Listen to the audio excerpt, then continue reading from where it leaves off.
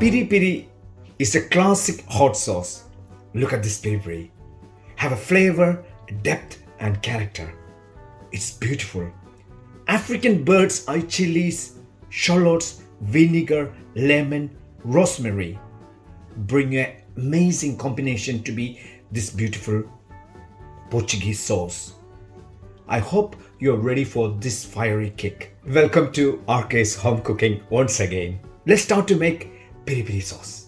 Look at the ingredients. 100-gram bird's eye chili, half teaspoon dried thyme, teaspoon dried oregano, 1 teaspoon brown sugar, 2 teaspoon of salt, 1 tablespoon olive oil, 5 shallots, 1 whole garlic, lemon, half bell pepper, 1 dried chili, half liter of cane vinegar and rosemary.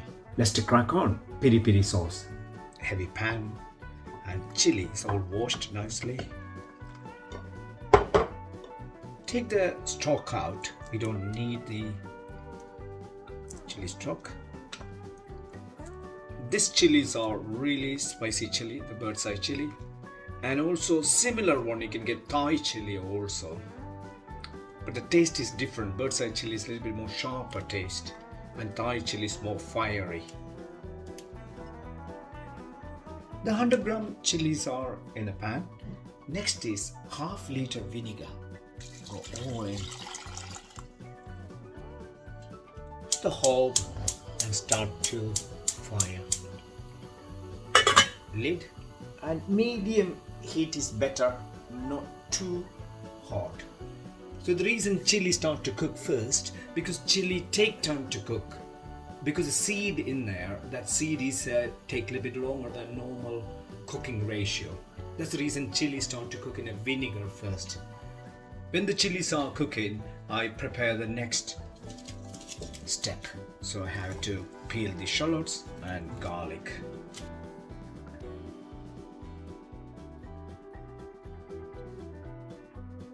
Leave this on that side.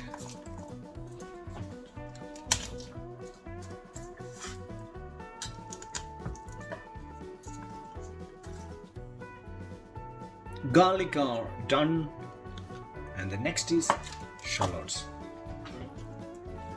You can use a normal onion, red onion, white onion, but shallots is a really sharp taste. It's really better to use. Highly recommended shallots for this sauce. The 5 shallots are peeled and take the bottom and top out.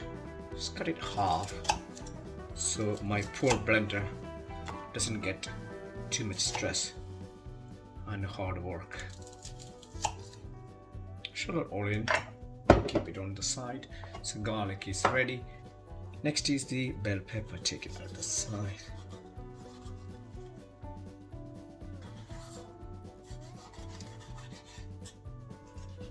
We don't need this white stuff.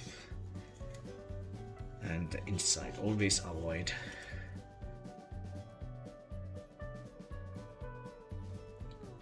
So basically my garlic ready, my onion ready, and then last thing is the lemon. Lemon, take the bottom and the top out, cut half, quarter it.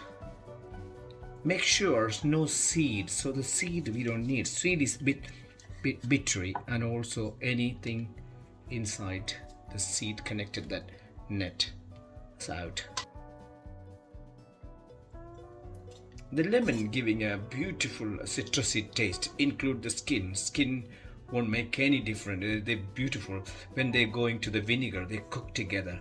Actually, this kind of process is we are pickling the chili and onion and lemon and all the ingredients, pepper, garlic. But the garlic, again, you can use about your taste, how much you like. I like really garlicky, that's the reason I'm using garlic. You can still manage how much you want, but the rest of the ingredient have to use in the right proportion. Make the lemon chunks.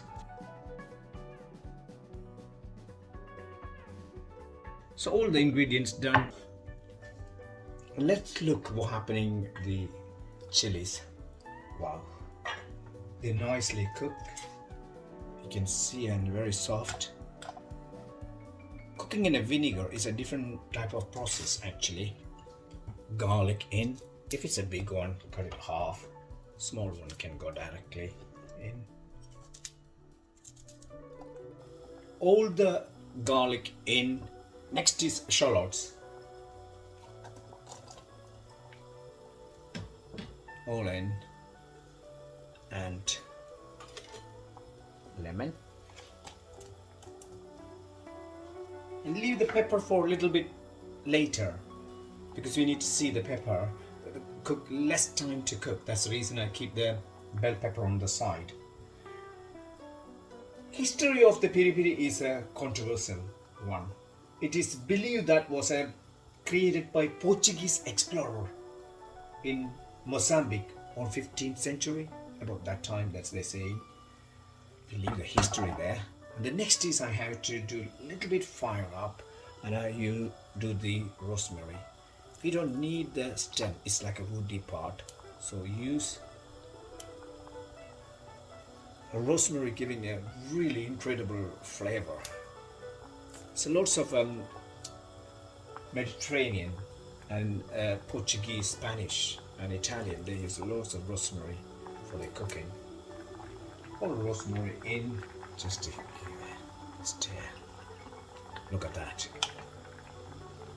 And now the time to go to the peppers.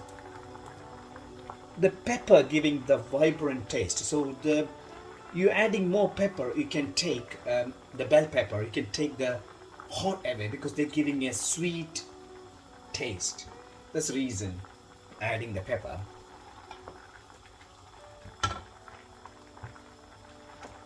Just stir it. Peri peri sauce are so hot, in fact, just smelling them will make your eyes water. So this one is not that spicy. I balanced, but still it is hot stuff. Getting the right smoky flavor, this is the best idea I think personally. Get one dry chili, but just to press it so the seeds separate. You can hear the sound.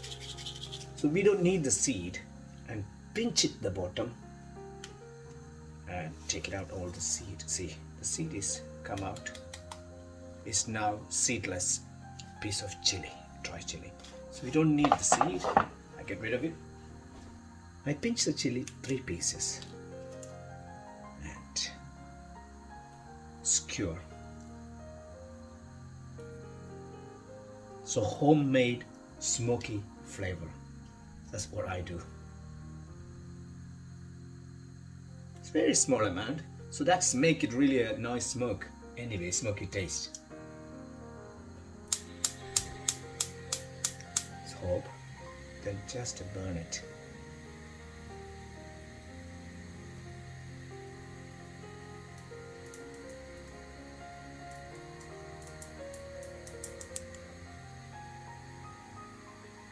So these are all done. You can see it's not ash, it's just chili, burned chili. Beautiful smoky taste here already. I leave it on the side. Let's check how this all cooked nicely or not. It's about 20 minutes now. You can see the lemon is nicely cooked. That means everything is cooked. If you see, touch the lemon. And paprika, because the vinegar they take very quick. And the last thing is adding the dry herb, oregano in, thyme,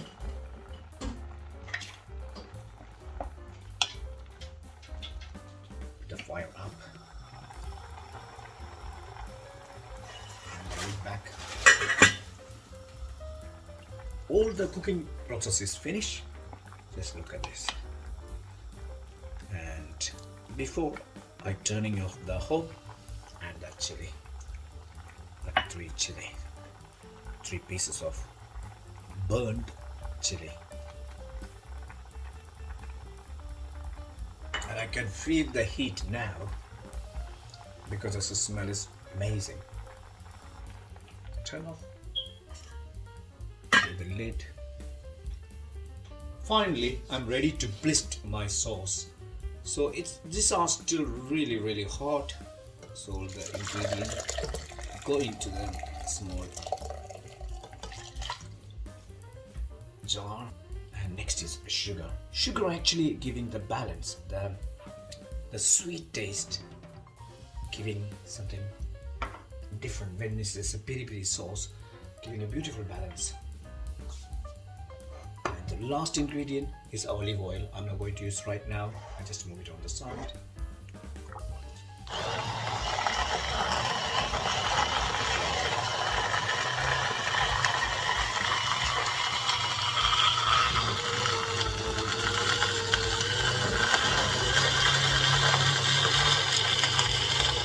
Proper homemade piri-piri sauce.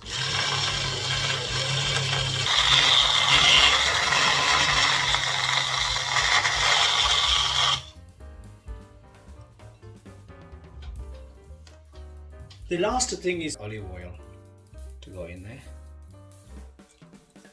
The olive oil is if you're cooking meat or using anything especially for cooking, they keep it nice and moist and nicely burnt. If it's a less fat contain an example, just a pork meat or something without fat, so the olive oil keep them really nice and oily feels. That's the reason. And also olive oil, extra virgin olive oil is not any issue. Still is a low fat food. And the piri-piri sauce is beautifully blended. I leave it until it's cooled down to move to a clean jar. Piri-piri sauce is room temperature now. Just pouring in a small jar, but I believe a little bit left over. See, look at the thick.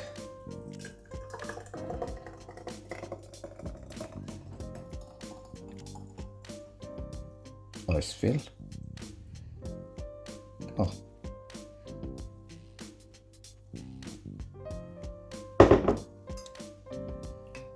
Look at the sauce. It's beautiful and it's absolutely right thickness. And just let me taste how it's like. Oh, that's really spicy, but the citrusy, the lemony of vinegar and all together is a combination. It's absolutely beautiful. Piri-piri sauce is normally used for chicken. Also, some people use as a dip, and also can use on pork, beef, anything you can use as a grill. I normally use as a piri-piri chicken here, and sometimes different ingredient I used to make it with. You can add water, you can dilute with the water and make the power less. But this is not that really hot, but beautifully garlicky taste. And thank you so much to watch RK's Home Cooking.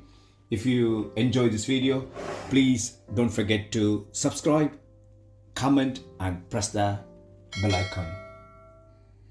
And I see you next time with a different video. Take care and bye-bye.